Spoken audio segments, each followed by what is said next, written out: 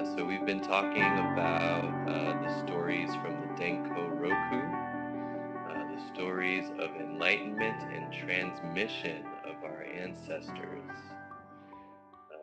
Day one, we talked about the Buddha. Day two was Kashyapa. Yesterday, Kyoshin spoke about Ananda. And so the third ancestor today is Shanavasa.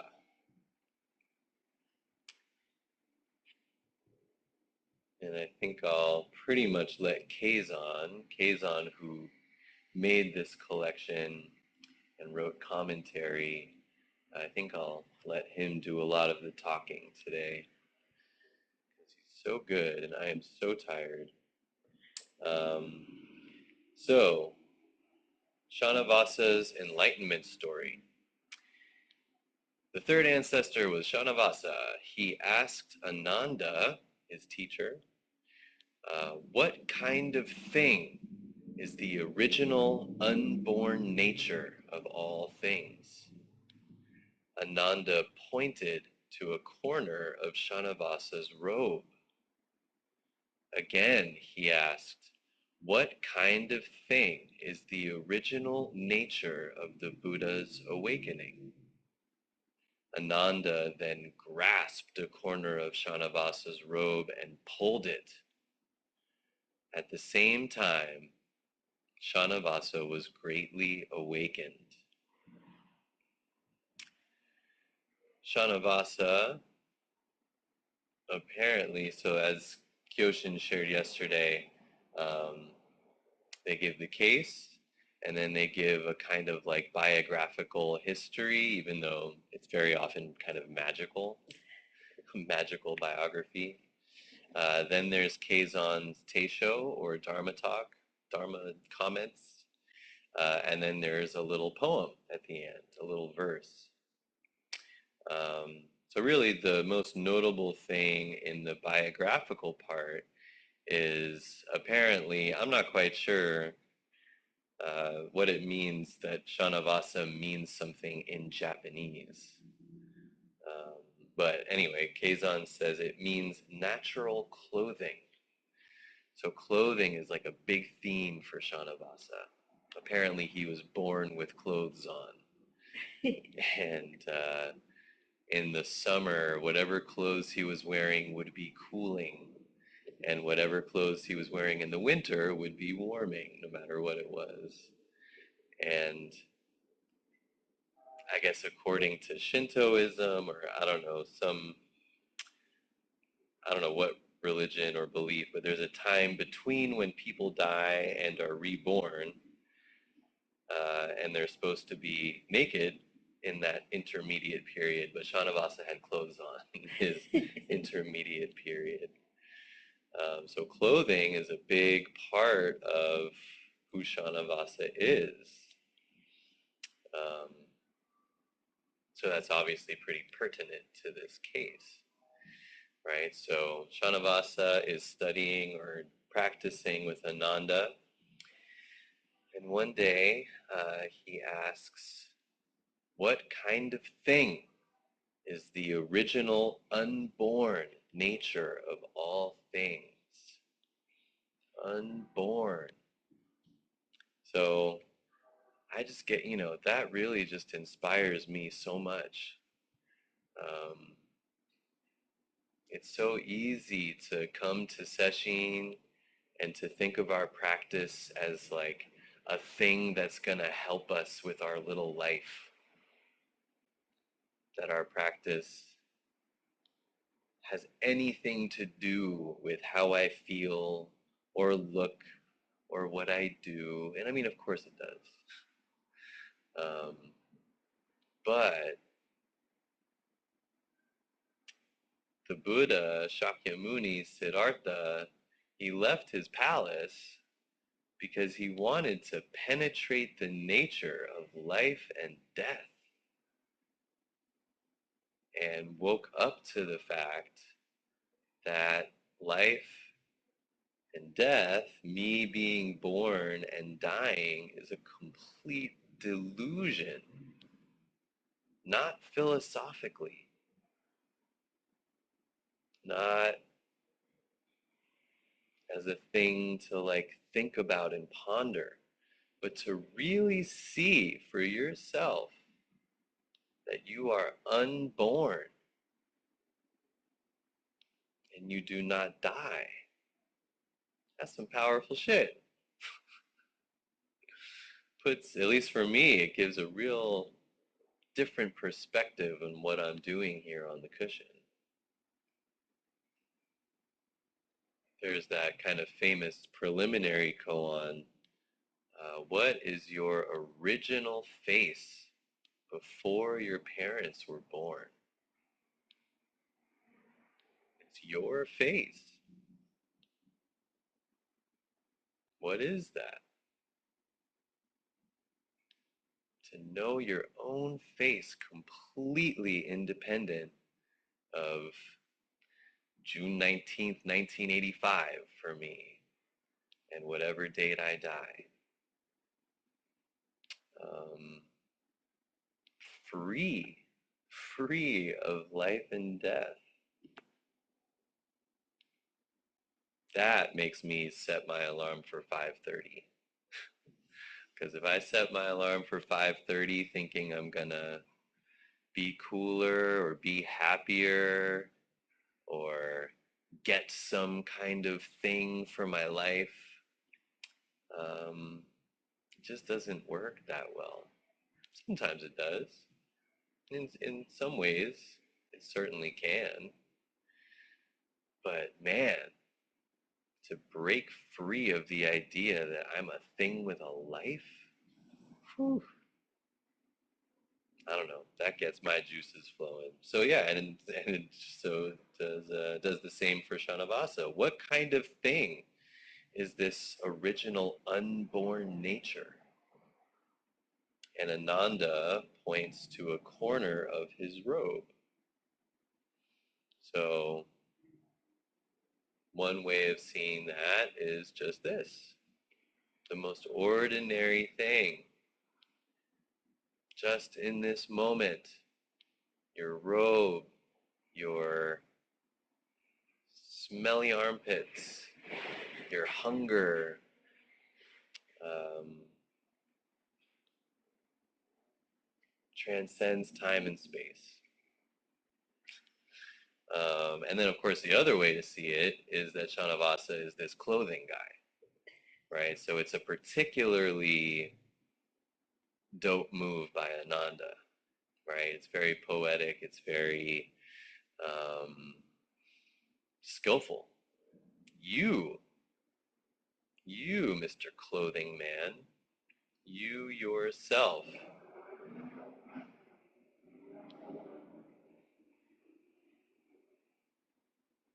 are unborn.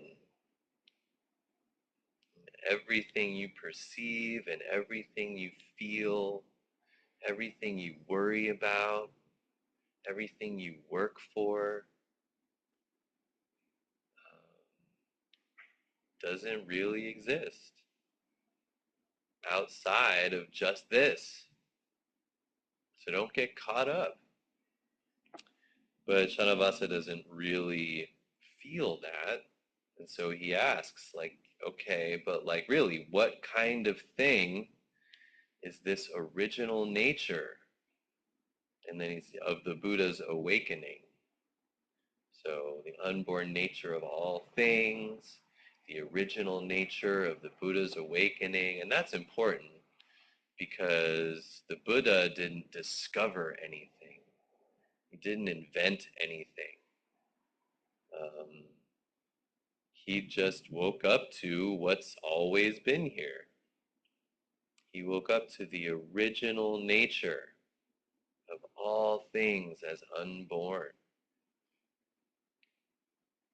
Why was he the one who started a whole religion? I have no idea.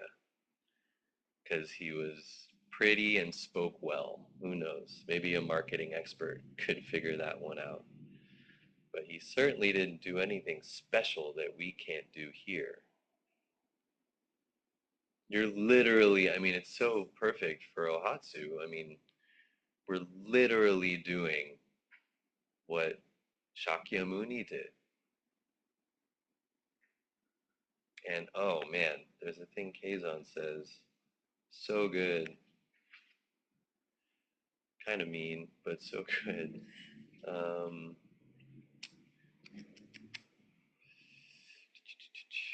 you may think You may think the way of the Buddha ancestors distinguishes individuals and capacities, and I'm just not up to it.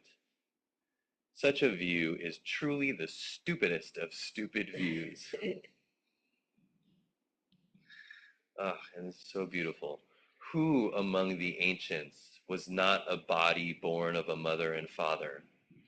Who did not have feelings of love and affection or thoughts of fame and fortune?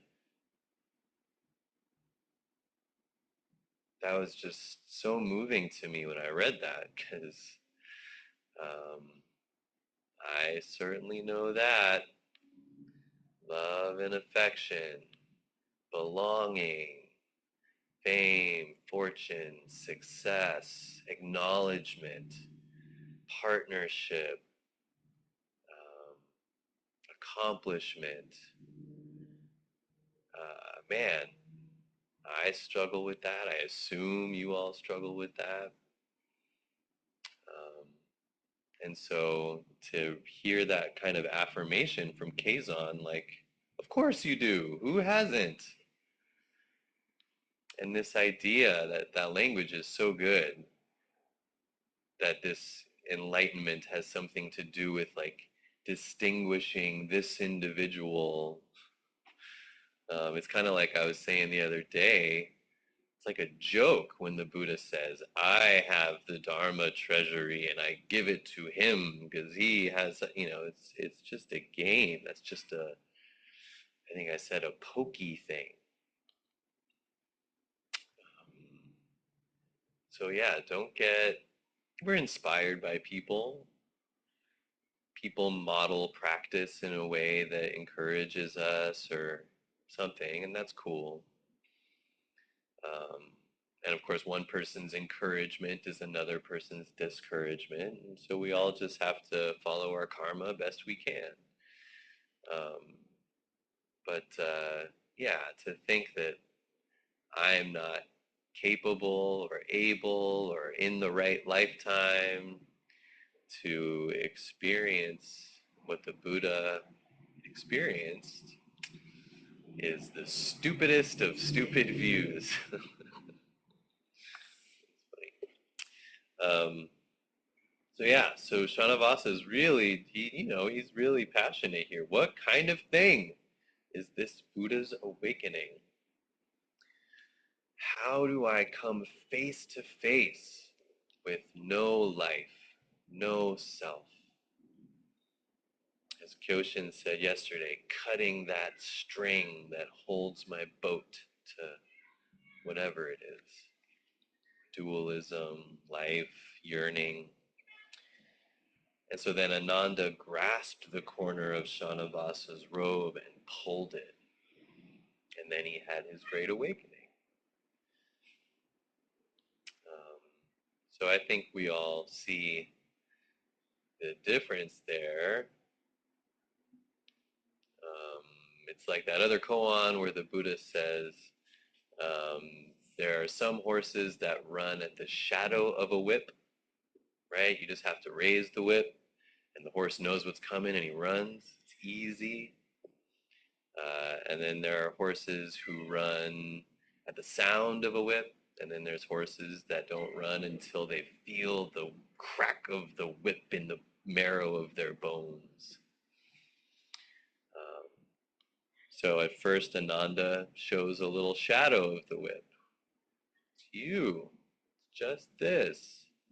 Right now, let go of everything and see that you are unborn. But that didn't really work. And so then he cracked the whip a little bit harder and really gave a good tug to feel that. not unsimilar from a lot of the Zen stories we see of, hitting with the stick and slapping and cutting off fingers and stuff like that. Um, but that's what it feels like.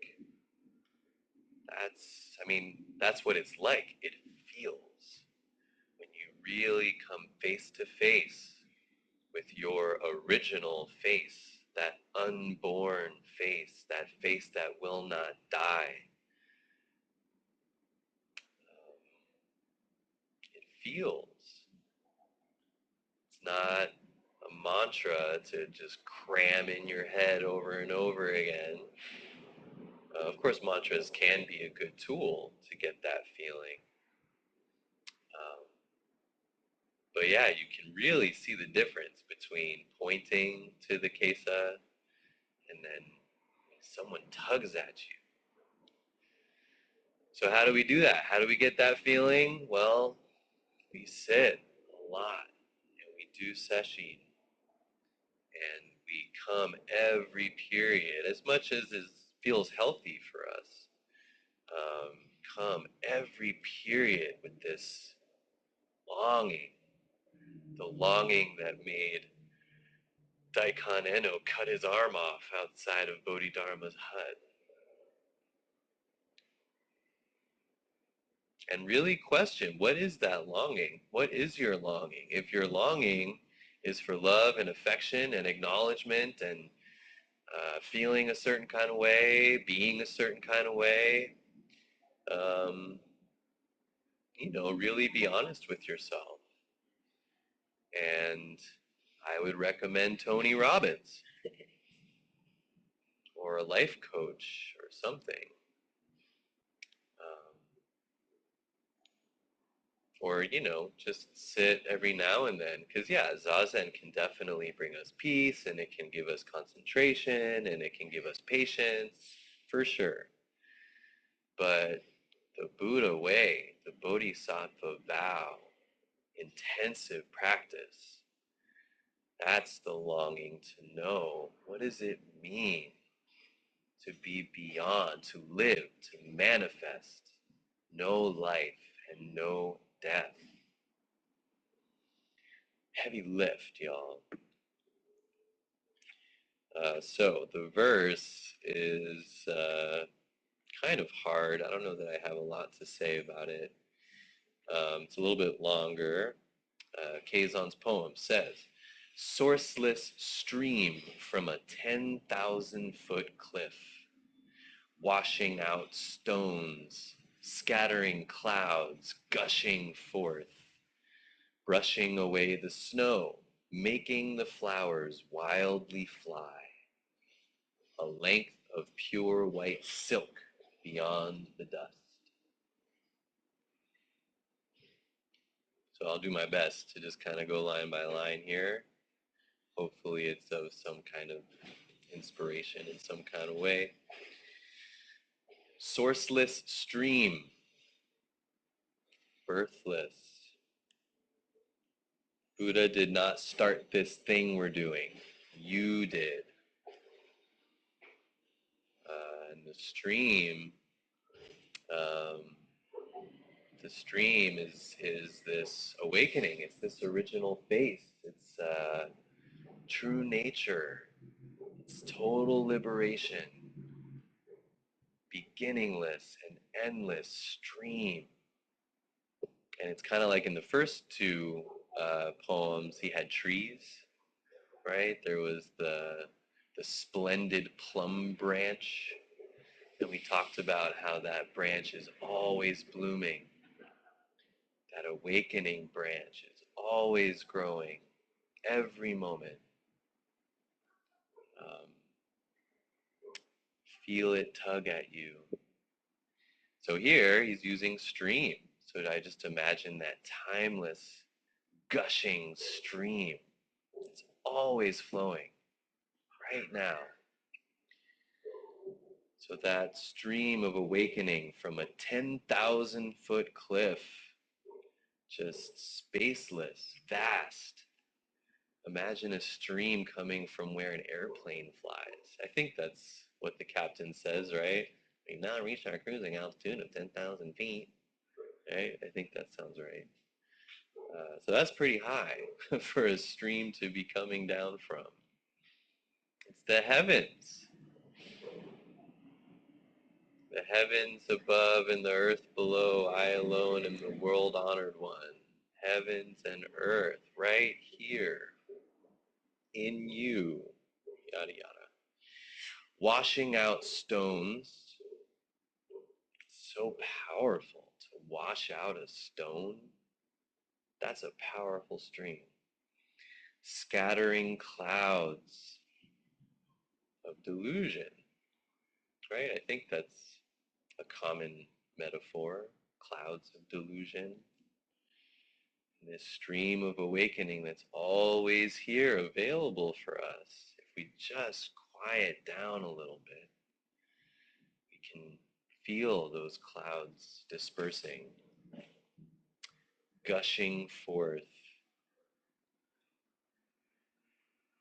I hope you feel that gush. Brushing away the snow. I'm not sure. I'm kind of winging it here, but snow is white. It's great death. They talk about snow in the silver bowl to kind of talk about that total emptiness, that total oneness, death of everything. So that stream brushes that away too. Don't get stuck in the snow. Making the flowers wildly fly. So that totally feels like sesshin to me. Really sitting and feeling all of my ideas, all of my beautiful things, these flowers, um, just washes them away wildly. Everything I thought was true, everything I think I am, when I really get down to the sitting, it's just like this stream just causes a big old havoc. There's all these flowers and stones and clouds just totally stirred up, totally groundless, rootless. And then he ends it by saying, a length of pure white silk beyond the dust. So again, I'm just kind of guessing here, but this book is about transmission, the lineage and transmission. And when you have transmission, you, in the Japanese tradition at least, you make sanmotsu, which is a series of three long silk thingies. One is a kechimyaku, which is the lineage. One is the shiho, which is, I think that's the lineage in a circle. I can't remember. And then there's a third one that's very intricate, and I can't really remember what it's called. Anyone remember? Anyway, so these long white silks kind of represent transmission. So yeah, as this stream is carried on by all of us, we transmit this unborn understanding, this unborn awakening beyond the dust. So Hui Neng, the sixth ancestor, in his enlightenment poem said something like, the mirror has no stand, where could it possibly gather dust? Or something like that. No place for dust to gather. And so to even discriminate between dust and clarity, enlightenment and delusion, peace and chaos, it's all just ideas. It's all a product of being born and dying. So sit really hard and passively invite that place where no dust can gather.